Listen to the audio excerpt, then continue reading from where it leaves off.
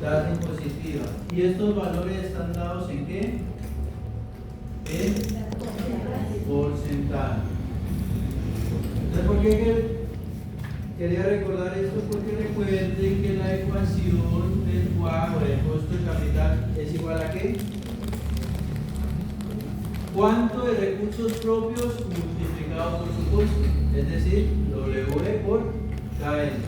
Más ¿cuánto de la deuda multiplicado el costo de la deuda? Y en este caso, en el lado de la deuda, lo debo multiplicar por 1 menos D. Listo. Ahora, como todos estos términos son en porcentajes, el resultado es en porcentaje. Como a mí me pueden dar un ejercicio con valores monetarios y yo tengo que llevarlo todo a porcentaje, ¿cómo calculo W?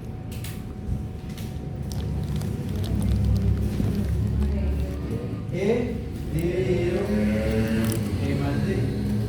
¿Y cómo calculo WD? D dividido E más D. Entonces recuerden, ¿qué es el WACC?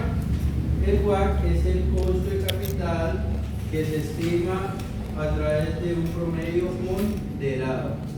¿Por qué un promedio? Porque hay dos fuentes de financiación. ¿Cuáles son las dos fuentes de financiación? Recursos propios y deuda. Y como no siempre es el mismo porcentaje, por eso hay que ponderarlo. Ahora, les decía el lunes que determinar la tasa impositiva relativamente es fácil porque eso lo da el gobierno. Conocer la estructura de capital que es propio de la empresa es mirar cuánto es de recursos propios, cuánto es de deuda. El costo de la deuda también relativamente es fácil determinarlo porque es la tasa de interés de los préstamos. Lo que lleva una tarea adicional es estimar el costo de los recursos propios. Que les dije que lo vamos a hacer con el modelo CAPM. Entonces, para calcular el WACC,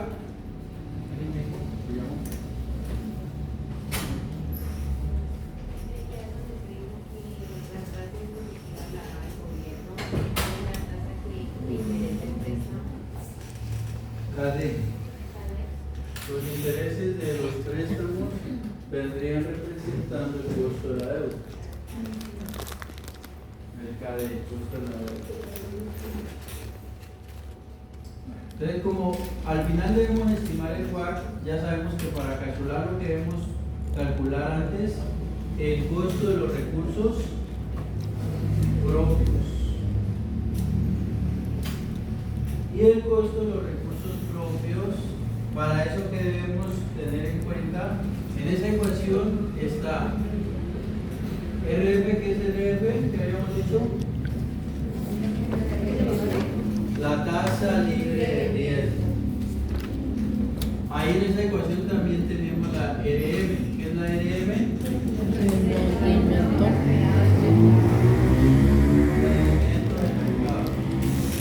Tenemos beta. Y de pronto nos den la prima del mercado o prima de riesgo. Aquí qué es lo que debemos saber, que estos tres términos, tasa libre de riesgo, rendimiento del mercado y prima de riesgo, esos son términos que están dados en porcentaje. Beta no, beta es un número. ¿Por qué? Porque beta es un coeficiente. Por lo tanto, beta no está en porcentaje. ¿Sí? Tristemente, en el parcial lo pone con porcentaje y se tira en el ejercicio. Digo tristemente porque todo lo demás va a estar bien y al poner beta en porcentaje, porque no es lo mismo 1,8 en número a 1,8%, porque el número sería 0,0018 y a 0,18 y ahí ya el resultado cambia. Entonces, ¿Cómo se calcula el costo de los recursos propios? ¿Cuál es la ecuación? Tasa libre de riesgo más beta por la prima de mercado, que es igual a ¿qué? Al rendimiento del mercado menos la tasa libre de riesgo. Recuerden que la prima de riesgo, prima de mercado es rendimiento del mercado menos la tasa libre de riesgo. Entonces aquí o es esta resta o es el valor de la prima de mercado, que es igual a esa resta.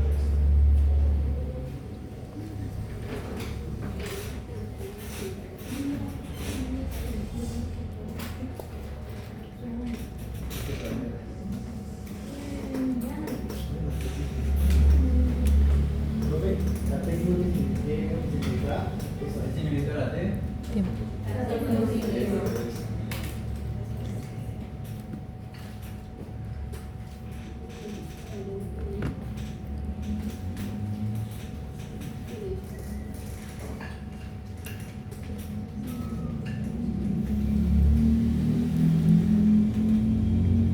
Entonces miren, aquí hemos hecho un repaso de lo que vimos la clase pasada. Ahora, no sé si ya les comenté, pero la nota de los talleres, de la evaluación, del quiz, 50% es el resultado y 50% es la interpretación. Entonces vamos a empezar ahora a entender estas ecuaciones. Entonces vamos a comenzar con el WACC. ¿Qué es el WACC? El sistema.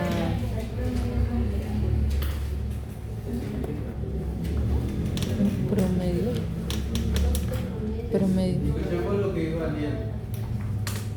Es lo mismo que se espera realizar una inversión.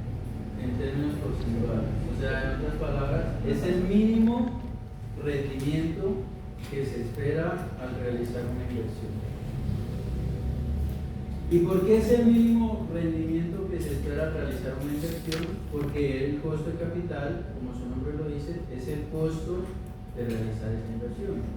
Entonces, si a mí me cuesta realizar la inversión un 20%, ¿cuánto voy a exigir como mínimo? Un 20%. Entonces recuerden que de esas dos formas se interpretan. ¿Y por qué la inversión debe generar una rentabilidad como mínimo del 20%? Porque esa rentabilidad o la que nos den el WACC me garantiza que pueda pagar el costo de la deuda, que son los intereses de las deudas, y que pueda pagar lo que los accionistas exigieron, que sería el costo de los recursos propios. Entonces, este WACC me va a decir cuál es el mínimo rendimiento para poder cubrir la deuda y lo que los accionistas exigieron. Bueno, entonces,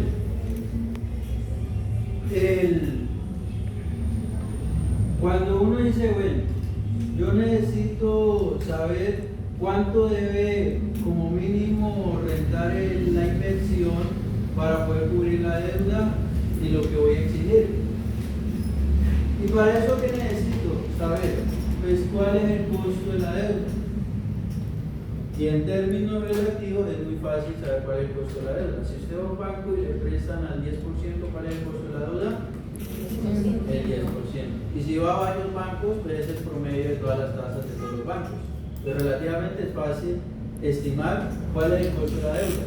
Pero ahora, como sabemos que el costo de capital, una parte viene de deuda y otra parte viene de recursos propios, la pregunta que se hace es ¿cuánto voy a exigir por colocar los recursos? Por lo que me preguntan los accionistas. Recuerden que el recurso propio es de los accionistas. Entonces la idea es saber cuánto van a exigir los accionistas. Y si es un proyecto suyo, ¿cuánto va a exigir usted por colocar su dinero en ese proyecto? Entonces para eso está esta ecuación. Porque esa es la pregunta que uno se hace, ¿cuánto exigir? Y no es colocar un valor por colocar. Ese resultado debe tener un significado. Entonces ya pasemos de interpretar el WACC a interpretar el CAE. Yo voy a borrar esta parte de la ecuación para ir parte por parte. ¿Qué es RF?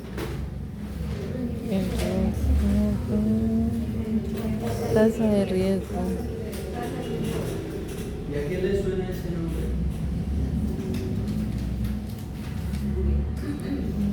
porcentaje de ¿Cómo? Eso es. Es decir, si usted invierte, vamos a suponer cualquier valor de la tasa libre de riesgo. Vamos a suponer un valor del 10%. ¿Qué significa ese 10%? Que existe un activo en el que si usted invierte, tiene la garantía de que va a tener una rentabilidad de ¿cuánto? 10%. Ya no va a perder nada. Lo que dice la tasa libre de riesgo es su rentabilidad. Y su nombre lo dice, libre de riesgo. No le va a disminuir la rentabilidad, no va a tener riesgo de que no le paguen. ¿Cuál podría ser un ejemplo de un activo muy común y que podemos utilizar todos? El CDT. ¿Sí?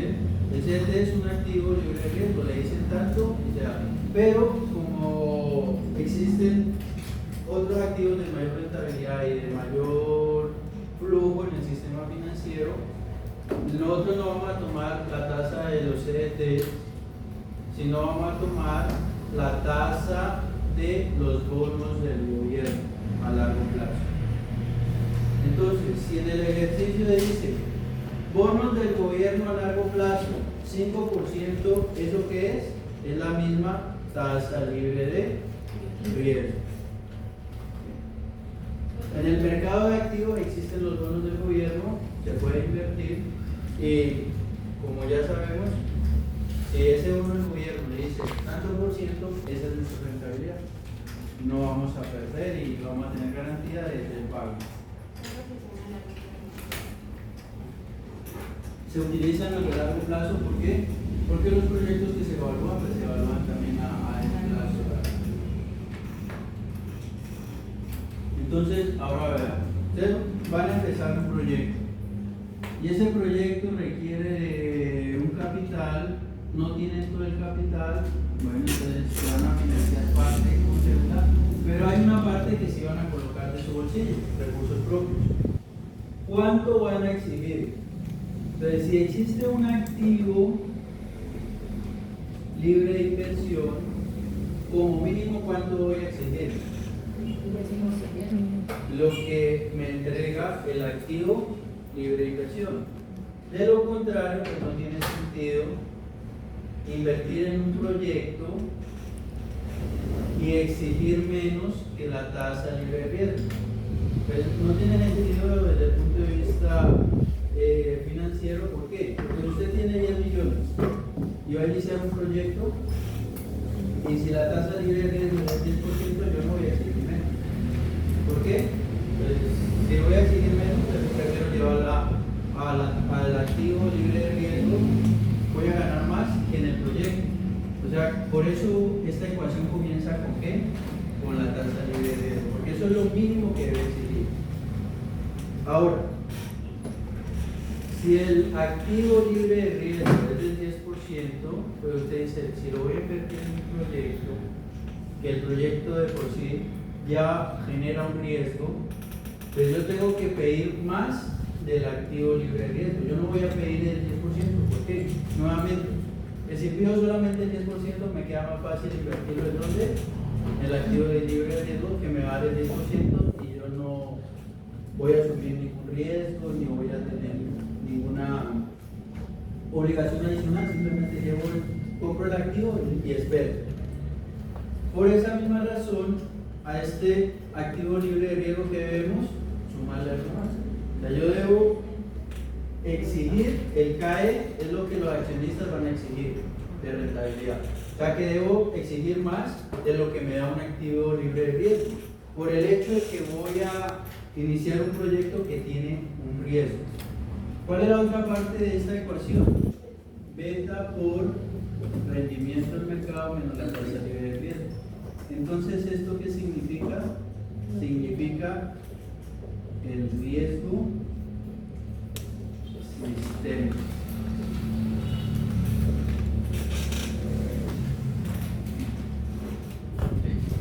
Usted tiene que partir de la tasa libre de riesgo y tiene que sumarle algo más.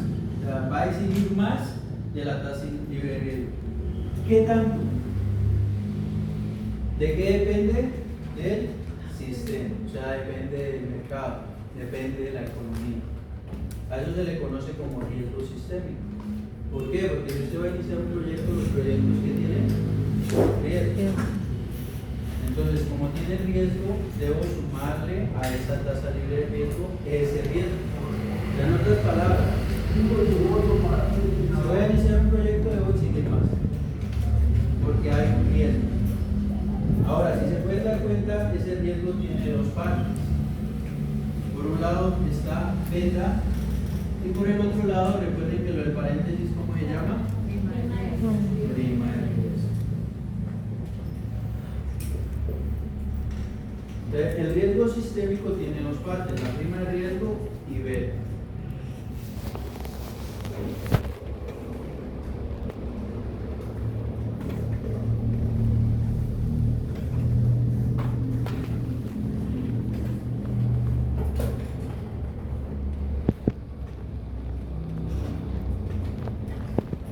Entonces, yo ya sé que voy a exigir más de la tasa libre de riesgo porque lo contrario no tiene sentido invertir en el proyecto.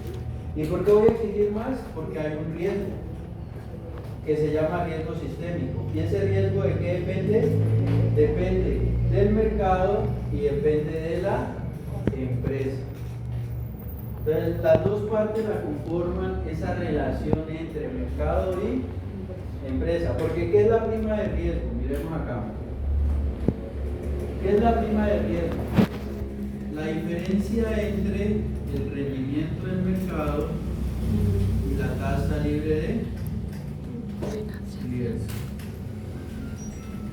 Ustedes en electiva, ¿qué materia están viendo ahorita? Electiva riesgo financiero, ¿no? Ya tiene un profesor. Pero ella se la terminó presentar el curso. Y en el curso se les presentó la riesgo financiero. Hay relación, porque el riesgo financiero es finanzas. ¿Listo? Entonces, aquí lo que voy es lo siguiente. Allá ustedes van a conocer activos de renta fija y activos de renta variable. Entonces, el activo de renta fija, como su nombre lo dice, voy a conocer la rentabilidad. ¿Eso qué quiere decir? Este activo de la tasa libre de riesgo es de renta fija o renta variable. Renta fija, porque ya sé que si ese activo me dice el 10%, pues yo ya conozco la rentabilidad, renta fija. En la renta variable no conozco la rentabilidad porque estos activos fluctúan en el tiempo. ¿Cuál es el ejemplo? ¿Cuáles son los activos que uno puede invertir y que uno no sabe si va a ganar o va a perder? ¿Cuál? ¿La bolsa? Sí, pero hay uno que es como más en la bolsa. ¿Pero qué venden en la bolsa? Acciones. Las acciones. Entonces, como es más común, hay muchos. Entonces, como tenemos unos activos que son fijos, como los CDTs, como los bonos del gobierno, y hay unos que son de variable, como las divisas, como las acciones. Entonces uno utiliza de referencia un activo de renta fija. ¿Cuál es nuestra referencia en los activos de renta fija? La tasa libre de mercado, de libre de riesgo, que son los bonos. ¿Y cuál vamos a tener de referencia de renta variable? Las acciones.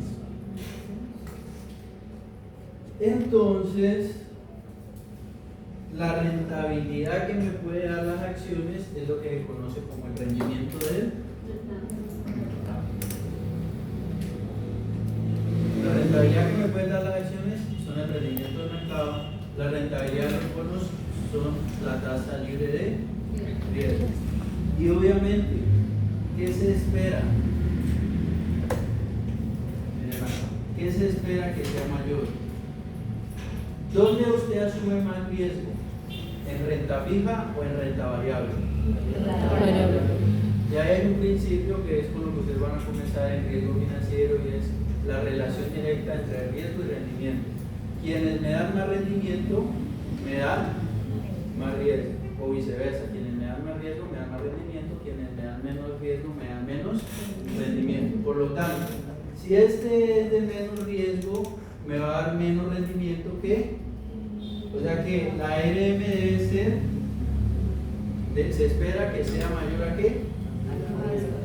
Al 10%. ¿Por qué? Por el principio de que es un activo de mayor riesgo, por lo tanto me tiene que dar más rentabilidad. Miren acá lo que pasa. Si la activo de renta libre de riesgo es del 10%,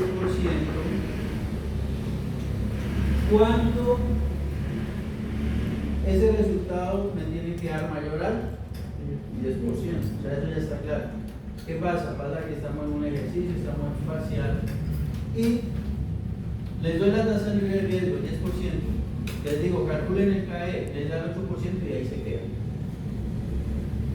Entonces ya saben, si el KE les da menor a la tasa libre de riesgo, algo está mal. ¿Sí? Algo está mal. Algo se reemplacé mal, en lugar de aquí colocar más, puse menos, en lugar de aquí colocar menos. Algo hicieron mal. Deben revisar, porque ya saben que esto debe ser mayor a él. Y por eso el rendimiento del mercado debe ser mayor al de él. Supongan lo siguiente, supongan esto, que no debe ser así.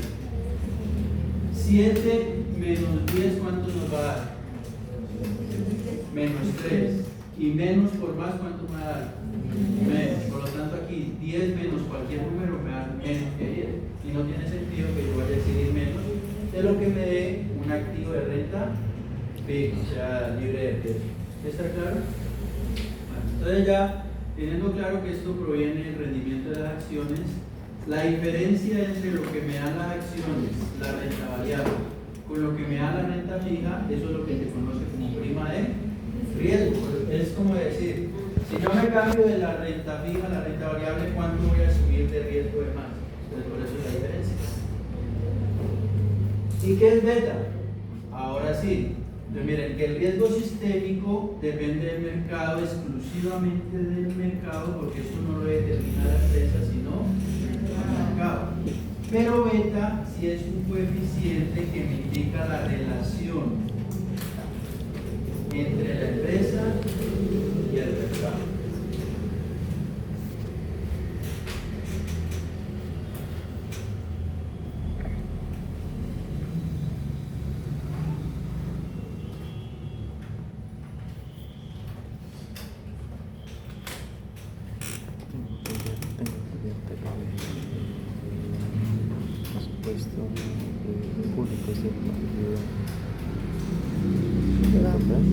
Presupuesto privado. ¿Privado también? Privado. ¿Público o privado? Privado. Entonces miren lo que les he acabado de decir. ¿Qué es CAE?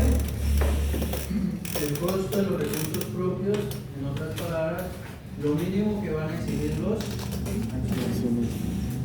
¿Qué es CDF? La tasa libre de riesgo, que es lo mismo que el rendimiento de los bonos del gobierno a largo plazo. ¿Qué es beta? Es lo que estamos concluyendo ahorita. Es un coeficiente, por eso está en número. ¿Y qué me indica? La sensibilidad de la empresa respecto al mercado. En otras palabras, ¿qué tan riesgosa es la empresa respecto al mercado? Ese beta me va a decir eso. Entonces miren que esto ya depende mucho de la empresa o tiene relación con la empresa, el beta. Y el otro lado de este riesgo sistémico no tiene tanta relación con la empresa, es más del mercado.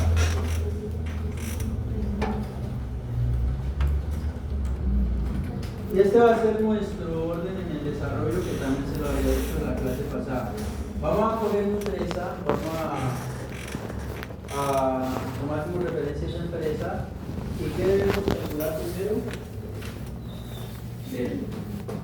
Luego de calcular venta, ¿esto quién me lo da? El mercado. ¿Esto quién me lo da? El mercado. Entonces, luego ya de calcular venta y con los datos del mercado, ¿qué podemos calcular? CAE. Pues ya lo podemos reemplazar acá. Esto me lo indica la empresa porque es la estructura de capital de la empresa. Esto me lo indica la tasa de interés de la deuda y esto es la tasa impositiva del gobierno. Y ya puedo calcular el costo, el WACC. ¿Y qué significaría si lo hacemos para una empresa? Pero mínimo que debe exigir una empresa si invierte en algún proyecto.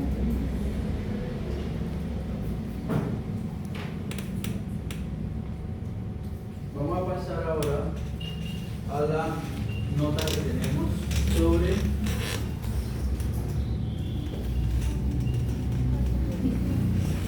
estos grupos. Entonces, ¿qué les pedí? Que hicieran sus cálculos con una tasa que ustedes iban a definir cada uno y que me dijeran si es viable o no es viable. ¿Y cómo lo hacíamos? Llevamos nuestros flujos a valor presente, los sumábamos y los comparábamos con la inversión. Entonces, si esos flujos son mayores a la inversión, el proyecto es viable. Si les da menor a la inversión, el proyecto no es viable.